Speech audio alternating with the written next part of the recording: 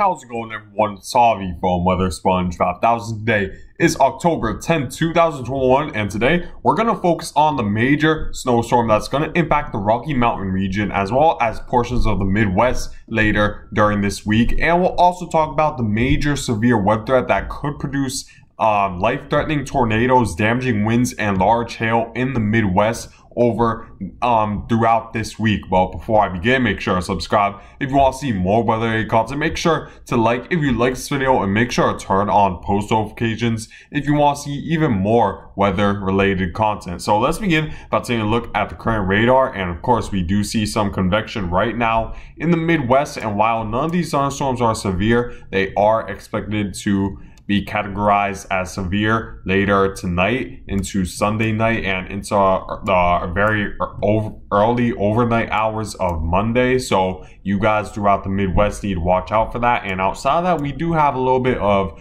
thunder shower activity going on in Minnesota, but this isn't expected to be severe at this point. We also have a little bit of a cutoff low that's currently located off of the East Coast at this point, but it isn't expected to develop into a tropical cyclone, so it shouldn't be a major worry there. And we do have a little bit of convection going on right around the Pacific Northwest, and we are seeing a lot of rain showers, a small amount of rain showers occurring throughout the Pacific Northwest as a trough is expected to move further south. And this will be the same trough that will produce the major snowstorm throughout the Rocky Mountain region. So we're going to focus on this first and take a look at this rain shower activity right now throughout the Pacific Northwest. You do see that we aren't seeing any large areas where there's a lot of precipitation. We do see some snow occurring in the higher elevations, but there isn't a very large or well-defined area of thunderstorm or rain shower activity, as currently the trough is relatively weak, but it is expected to get stronger as it moves further southeastward, where it's gonna encounter a more humid and unstable environment where the cold air that's gonna be behind this trough will interact with the warm air that's located right around the southeast at this point. And as it does so, it's going to create just a very unstable environment, and that will allow for just a lot of lift in the air within the atmosphere to induce a lot of thunderstorm activity that could create a major snowstorm. So taking a look now at the Arctic oscillation. So to make a long story short, a negative Arctic oscillation means that we're more likely to see a pronounced jet stream dip, while a positive means that we're less likely to see a jet stream dip. So what a negative Arctic oscillation means is that we typically see colder than average conditions throughout the United States since the jet stream dips. And you see the forecast over the next 2 weeks is that we will return back into a negative Arctic oscillation, which would create a pattern where the air will most likely be a lot more unstable throughout the United States to not only induce more severe weather, but as well produce more snowstorms throughout the United States, even though we're still very early in the winter season and barely into fall so far. So we should experience more winter-like conditions up ahead, and this negative Arctic oscillation is the reason why we're going to see that low pressure system move further southward along with that cold air and that jet stream, because the westerly winds are just very weak right now. So it's allowing for a trough like this with a lot of cold air surrounding it to move further southward, and that will create an unstable environment for a snowstorm in the Rocky Mountain region. So taking a look at what the GFS model is currently forecasting, is how it looks right now. There's a trough I was talking to you guys about, the surface trough that's pretty much gonna move over the Cascade Mountains, and on the lee side of the mountains we're going to see cold air, and that cold air will eventually interact with this warm air that you see is currently located throughout the eastern half of the United States, and that's going to really create a lot of lift in the atmosphere for the air molecules, for the water vapor to rise up very rapidly, and that's going to just create just rapid intensification within this low pressure system. As you see, the pressure drops significantly from well over 1,000 millibars to right around 993 by the time we reach a Tuesday time frame, and that's when we begin to see snow on the backside of this trough. As you see, as this moves further southward, we begin to see more well-defined areas of precipitation, because like I showed you in the radar right now, the rain showers are currently very scattered, but that's expected to change once it's going to encounter more instability. That's going to allow for a lot more condensation to occur as a result of just how much lift there is in the atmosphere and how much convective available potential energy there is to fuel precipitation throughout the low pressure system, and convection overall. So we're going to see snow on the backside of this, and the cold air will remain on the backside, and you see the pressure drops even further headed into the Wednesday time frame, and the snow does continue throughout the Rocky Mountain regions, especially in the higher elevations where it's a lot cooler in the areas that are more elevated. And you see that there's heavy snow in some areas, which includes states like Montana.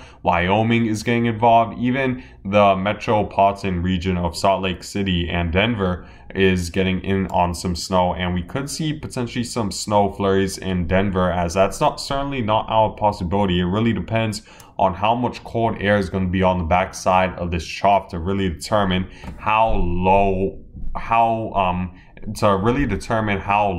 in elevation the snow will reach, because there comes a certain point where the lower you go in elevation, it becomes too warm for snow. So if there is enough cold air with this trough on the backside, then we could certainly see snow in the more lower elevations, and this is expected to impact a lot of the elevations that are lower. The snow is expected to impact those in lower elevations. So even if you didn't get snow necessarily the last time trough moved through the Rocky Mountain regions, does not mean you won't get snow this time, because this trough is expected to be a lot colder. We're expected to be in a negative Arctic oscillation, which will bring more of that cool Canadian air further southward. So lower elevations could get more involved in snow, and you see the pressure continuously drops, and we sort of see an extra tropical cyclone look with this storm, where we see that well-defined bow echo as this heads towards the Midwest once the pressure drops to 988 millibars, and we do see some heavy snow on the eastern side of Montana. So this would be pretty much snow for Nevada would start right around only around 24 hours from now. So by late Monday into early Tuesday, you guys in Nevada should already be experiencing snow at this point, and you definitely at least need to prepare right now, because it is likely you guys will experience snow, and this even extends to Utah and the higher elevations of Colorado, and maybe even Denver could get involved, in Wyoming. You see that the snow will be heavy at times in Wyoming, especially right around the higher elevations of Wyoming, as you could experience well over a foot of snow from this storm. And then this moves away for the most part from Wyoming and Colorado, I'd say right around Wednesday. Right around Wednesday morning into Wednesday afternoon. That's when the snow should stop, but it should begin, I'd say, right around Tuesday morning for a lot of you guys, and should end right around the early morning hours of Wednesday. So for a lot of you guys, this will be a 24-hour snow event, so you need to pay close attention to that. So now, in terms of what the GFS model is forecasting when it comes to total snowfall over the next 5 days, you see that over the next 5 days, there are areas receiving well over a foot of snow. Those are the areas in the green, and a lot of the purple spots are still over 6 inches of snow, which is considered a major snowstorm. So especially in the higher elevations such as southern Montana and the mid portion of Wyoming, and extending to Utah and Colorado as well, over 6 inches of snow should be expected. So make sure to prepare for just a lot of snow in the higher elevations, because this will likely become a major snowstorm. But I need to add a disclaimer that this is assuming that 1 inch of 1 inch equivalent of rain produced by this trough will produce 10 inches of snow. And of course, it's very variable, that amount, because there are certain snowstorms where only 1 inch of rain or 1 inch equivalent of rain only produces 5 inches of snow. But there are others that produce even more than 10 inches. So it's a little bit tricky to really forecast how much exact snow the computer models are forecasting, but it should at least be around the ballpark of the amounts you see right here. So in a lot of areas, you should experience over a foot of snow in the higher elevations, and even the Cascades are getting involved with close to or over 6 inches of snow. So keep that in mind. It might be a good week for skiing for you guys, so that's definitely good news for the skiers, but it might not be so good news for those right around the Rocky Mountain ranges. And you see that even Salt Lake City could get involved in some snow as well, which is a very populated sector right around the Rocky Mountain ranges. So and in terms of what the European model is forecasting, you see the European model is forecasting a little bit more snow, and it's over a larger area, and the European is expecting some areas almost receive close to 2 feet of snow in northern Wyoming, which would just be a very major snowstorm for you guys. So make sure to prepare in those areas, as you guys are already experiencing winter quite early throughout the Rocky Mountain ranges. So keep that in mind for this week, as it is expected to be a major snowstorm for a lot of you guys. And make sure to prepare and take precaution throughout the Rocky Mountain ranges this week, because this should be a major snowstorm for you guys. Now, there does lie some uncertainty regarding the forecast. It really all depends on how much unstable air there is. If this jet stream dips a little more, then I'd say we're more likely to see even more major snowstorm for a lot of areas. And not only that, but this snow should extend to lower elevations, where you guys in the lower elevations could receive more snow if the jet stream dip was more pronounced. However, if it was less pronounced, then expect less snow overall from this snowstorm. It's going to be very tricky to forecast how far south that jet stream will dip, but it's more likely than not either way going to experience a major snowstorm out of this. So prepare throughout the Rocky Mountains for this week. And in terms of my forecast when it comes to snowfall, right around Yellowstone National Park, I'm expecting over a foot of snow, which is considered major. I'm expecting 18 to 24 towards the north central portion of Wyoming. And you see that I'm bringing a little bit of snow right around Denver. I'd say right around 1 to 3 inches, and I'm including Salt Lake City in this as well, as I do think the temperature should be cold enough for at least a little bit of snow in those cities. So make sure to prepare for at least 1 to 3 inches. You don't want to underestimate even snow that small, because 1 to 3 inches of snow could still be tricky to drive over. Even if it doesn't sound like a lot. And then I'm expecting a little over 6 to 12 just south of Salt Lake City, and of course in the higher elevations of Utah. And you see that this 1 to 3 inch range even extends further westward, where even Lake Tahoe is getting involved. So for some of you guys, this might be good news, because it will be a good skiing week. But make sure to take precaution, because this snowstorm should be major. But now let's shift focus to the major severe weather threat that's expected to happen in the Midwest for not only tonight, but for extending even further into this week. So you see that I'm expecting major severe weather right around Oklahoma and Texas, and moderate severe weather just south of that, which includes cities like Dallas. So you guys need to pay close attention, as the threat could be large hail, damaging winds, and tornadoes,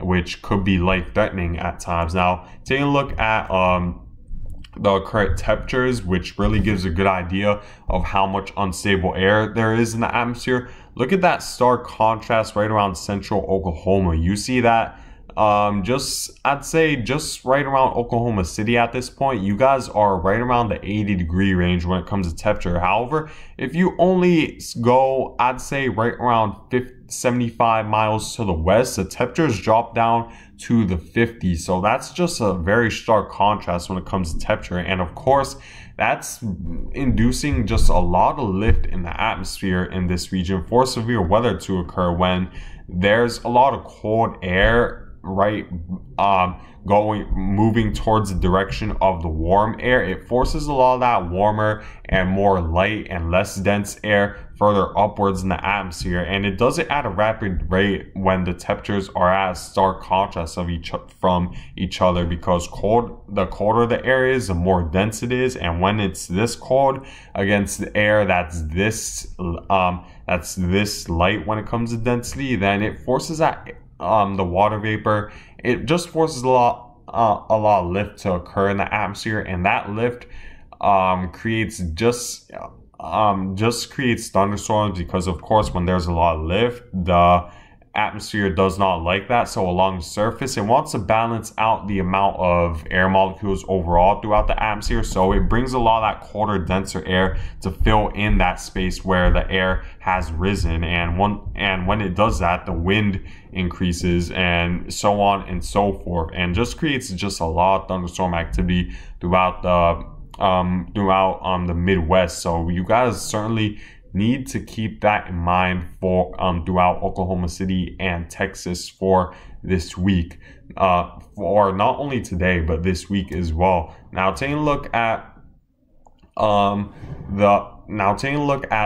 wind shear in the upper levels of the atmosphere, because this could give a good idea of how much tornadoes you should expect. You see that the wind shear in the upper levels is quite strong, and if we were to take a look at how it looks, how the wind shifts with height, you see that along the surface the winds are coming from the northwest, but it quickly shifts as you head further and further upwards in the atmosphere from a northwest direction to a southwest direction, and that shift in wind direction increases the likelihood of tornadoes. So tornadoes should be at least a moderate risk right now. The wind shear isn't a ton, but it is enough to induce some thunderstorm activity. And if we were to take a look at the convective available potential energy in the atmosphere, which pretty much means how much lift there is, which pretty much represents how much lift there is in the atmosphere and how much really convective available potential energy there is, how much convection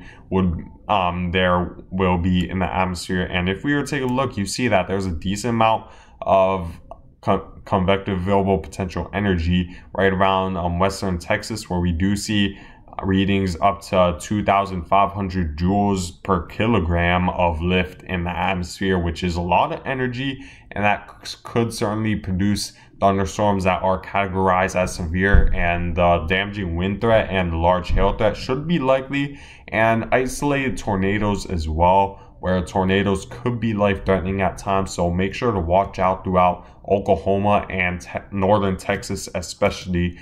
Taking a look at what the National Weather Service is forecasting when it comes to severe weather, you see that the severe weather should be focused in right around eastern Oklahoma, right? And it includes Oklahoma City as well, where you have a moderate chance of severe weather, which is quite strong. And you see a tornado threat is quite high in the region. The damaging wind threat is high, as well as the hail threat overall. So you guys pay close attention. Remember, during a tornado, stay in the lower levels of your house, because that will of course protect you from any debris or the strong winds the tornadoes may bring into your house. So make sure to stay prepared in right around Oklahoma and northern Texas for this week. And taking a look at the Futurecast radar, you're going to see that a line of thunderstorms will develop into the overnight hours of Sunday, and we should see another severe weather threat approach on Tuesday once this trough moves through. That will bring the big snowstorm, and as the cold air interacts with that warm air, we're going to see another severe weather threat this Tuesday. So yeah, guys, I guess that's it for this video. I thank you guys for watching. Make sure to subscribe if you want to see more weather content. Make sure to like if you like this video. Make sure to turn on post notifications if you want to see even more weather content. And I hope you guys have a good day.